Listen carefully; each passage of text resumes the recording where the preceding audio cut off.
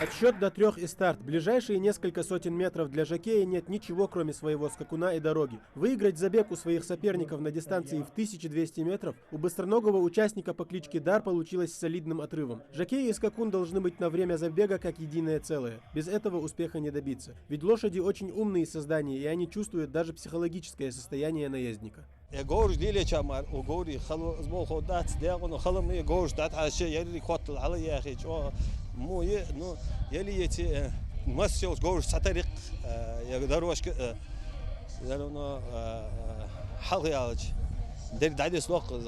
Конные скачки в Ингушетии всегда были в почете. В давние времена без скакуна джигита даже не воспринимали всерьез. Однако время течет, и теперь не каждый сумеет даже оседлать лошадь. Для того, чтобы конный спорт в республике развивался, и нужны подобные соревнования. Именно они повышают интерес жителей к этому виду спорта, уверяют организаторы сегодняшних скачек. Это мероприятие традиционное, уже не в первый раз мы его проводим. Оно приурочено к очередной годовщине победы советской армии над фашистской Германией.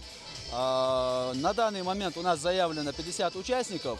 Забеги проводятся на нескольких дистанциях – 1200, 1400, 1800 и 2000 метров. Здесь, как и в любом другом виде спорта, все предельно просто. Кто первый, тот и выиграл. Разница лишь в том, что лошадь и наездник действуют в тандеме, и любая ошибка может стоить победы. Но для чистокровного скакуна под 5 номером и его жокея все сложилось удачно. Денежный приз в размере 50 тысяч рублей и кубок победителя ждет своих обладателей.